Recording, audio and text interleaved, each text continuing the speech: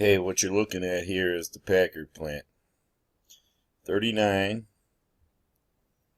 to, what year was this? It was 2012? Yeah, okay.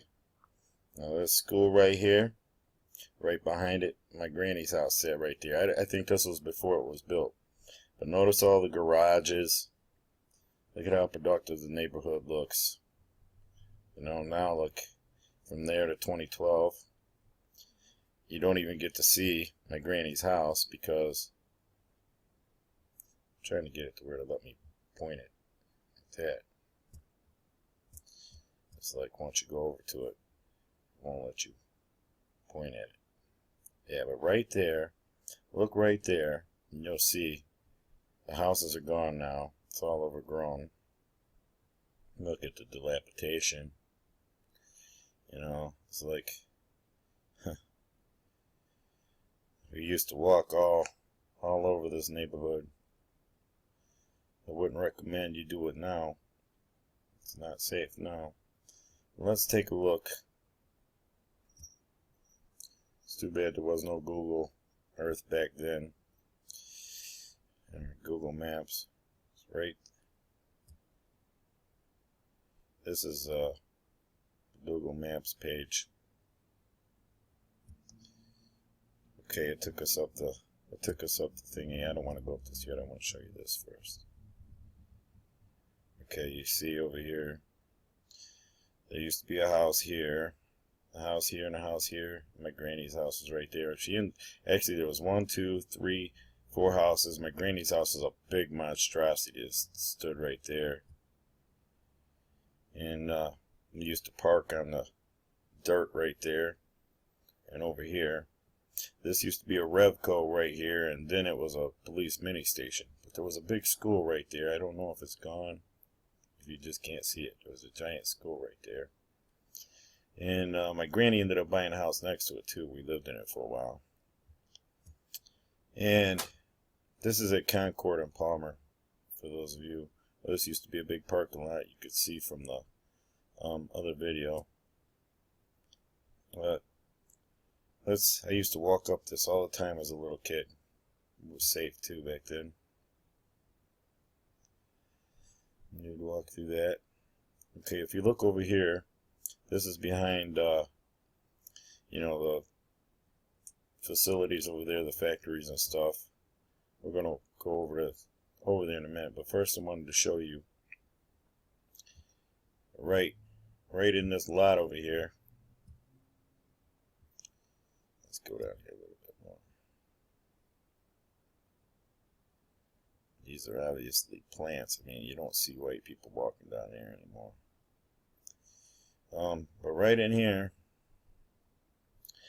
was a fence. It wasn't all blocked in with overgrowth. There was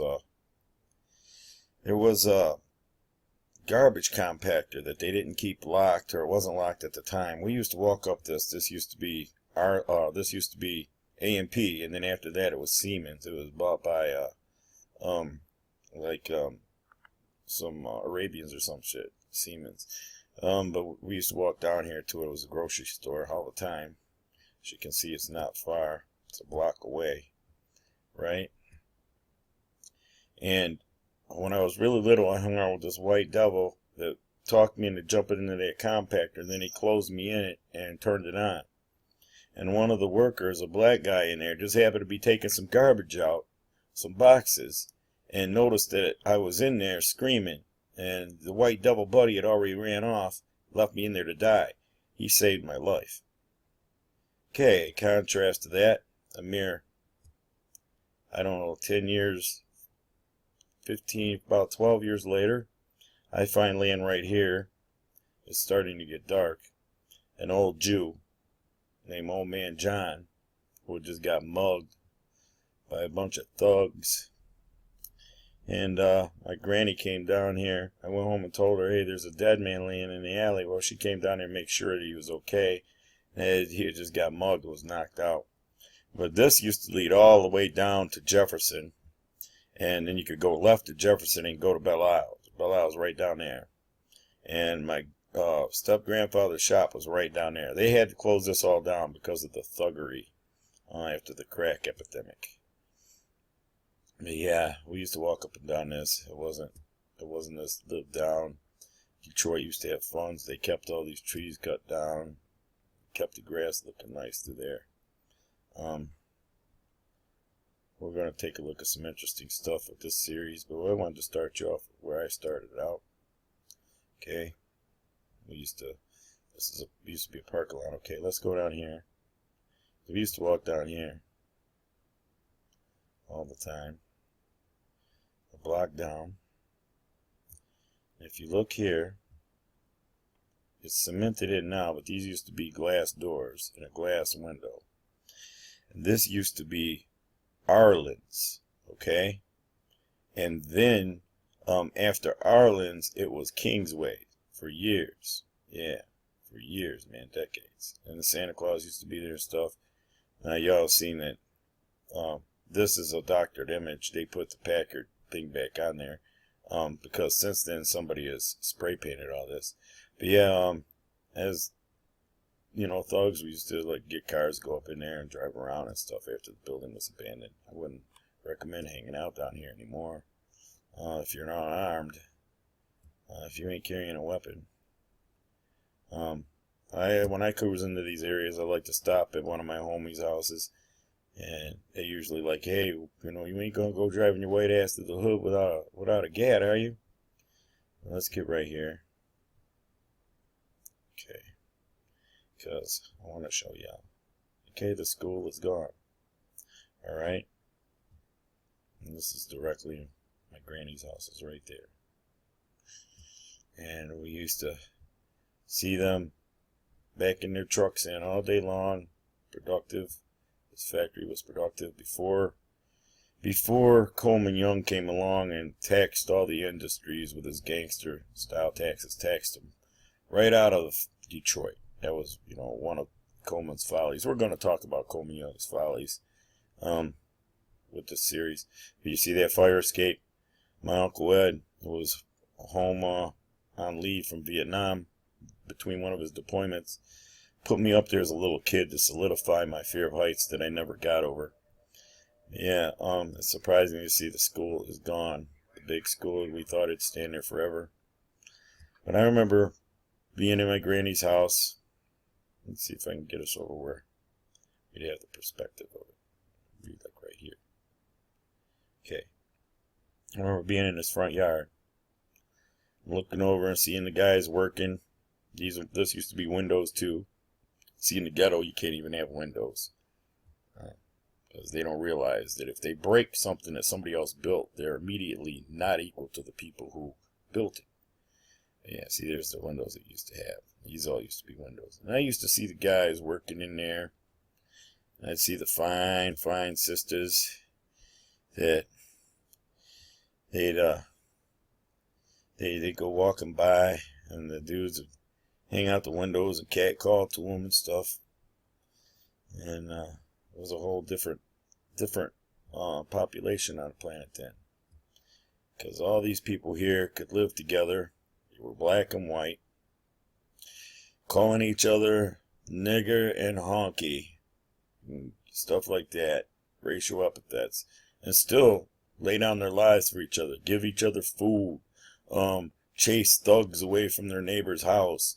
You know, go to outings together, invite each other to their family outings down on Belle Isle. You know, now, you know, you don't have that. You have a mental weakness where if you say the word nigger, you're instantly a racist. It don't matter if your sexual preference is black people, if you hate white people more than black people. If they hear a white face say nigger, they're instantly convinced that, oh, that's a racist. And, you know, my granny said it all the time, and she would help black people out before she'd help white people out. She judged people on their merit.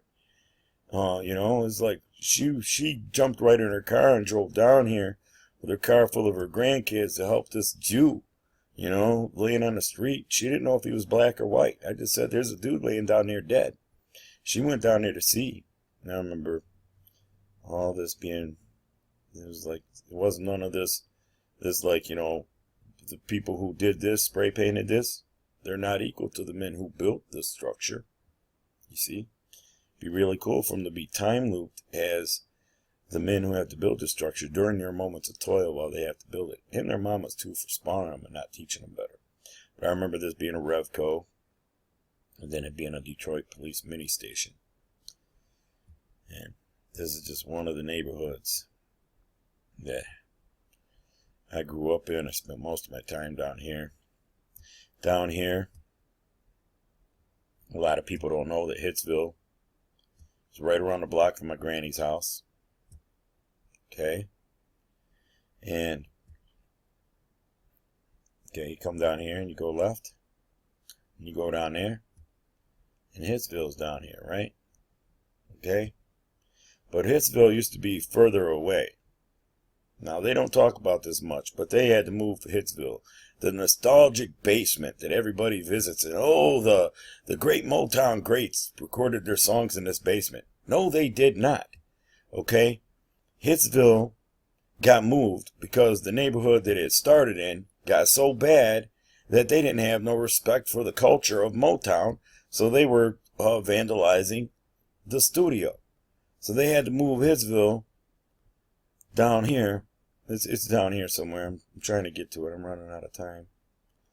But yeah, they had to move Hitsville down here, closer to my granny's house. But I remember it used to be quite the ways down to get to it.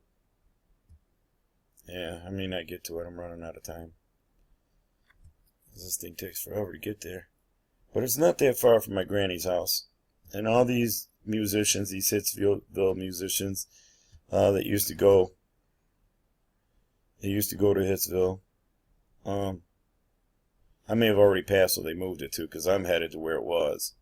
And I ain't even going to be able to tell you where it was now because everything looks so different. But Hitsville, these guys would do the recording and stuff, and then they'd go to the Blind Pigs in the neighborhood back over here. Okay, like we're down, we just went from here. We went down here and we went down there. There's the over thingy was put there. And we went down there. We're headed down that way. Okay, because Hitsville's down there. But like when they get done rocking and stuff and recording, them jazz musicians came over to this neighborhood here. Just on the other side of the school from my granny's house. There was Blind Pigs in basements all up and down here. New Orleans transfers, jazz people, voodoo people. You know, I got some stories I can tell you about some of my nights in these Blind Pigs with, you know, my drunken step-grandfather and my uncle, you know, that they used to go to these Blind Pigs. And they'd be there and they'd, you know, I crossed paths with all these Motown greats many times when I was a little kid. Because, you know, they would go, you know, time went off real quick, you know, once they got done. Because the bars would be closed. These were all after-hours places. They were open all night. So you could go into one of these places. I don't remember which houses they were in. And half the houses were gone time, you know, we started going there. But it's like, these Blind Pigs and further down this way. Okay, I'm not able to show you, but further down this way. It's like these Blind Pigs, you could go in there at 4 o'clock in the morning and stay there till 3 o'clock in the afternoon, whatever. You could sleep there. You know, you could pass out there. And it's like, you know, it's just,